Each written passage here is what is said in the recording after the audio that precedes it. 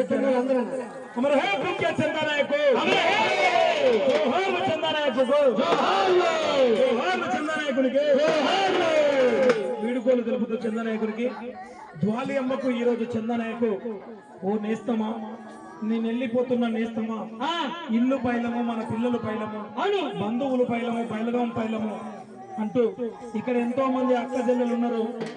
కొంతమందికి అన్నదమ్ములు విలువని అక్క చెల్లెలకు ఏడుపు వస్తుంది, దుఃఖం వస్తుంది.